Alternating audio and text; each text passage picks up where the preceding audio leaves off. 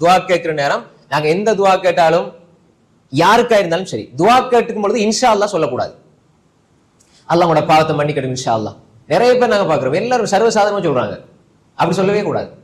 ஒரு மனிதன் அல்லாஹ் இடத்துல துவா கேட்டா, யா அல்லாஹ் அல்லாஹும்ம ஃபில்லி இன் ஷிஅத, இப்படி நீங்க சொல்லாதீங்கன்னு சொன்னாங்க ஸல்லல்லாஹு அலைஹி வஸல்லம். யா அல்லாஹ் நீ நாடினால் என்ன மன்னி யா அல்லாஹ், நீ நாடினால் எனக்கு இதத்தா யா அல்லாஹ்.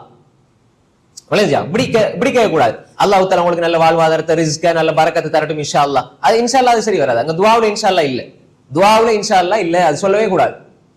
நாங்க எங்களுக்கு கேட்டாலும் சரி, அடுத்தவங்களுக்கு கேட்டாலும் சரி, யா அல்லாஹ் நீ இத தா என்று உறுதியாக கேட்கணும். இதா தஆ அஹதுக்கும் ஃபல்யஅஸிமில் மஸ்அலா, உறுதியா கேட்கணும். யா அல்லாஹ் அல்லாஹும்ம ஃபில் இன் ஷிஅத, யா அல்லாஹ் நீ நினைச்சா, நீ நாடுனா மன்னிச்சிரு யா அல்லாஹ், நீ நாடுனா இது தா யா அல்லாஹ். இல்ல ஒரு அடியான் அல்லாஹ்விடத்துல கையேந்தி யா அல்லாஹ் யத்தா என்று உறுதியா கேட்கணும்.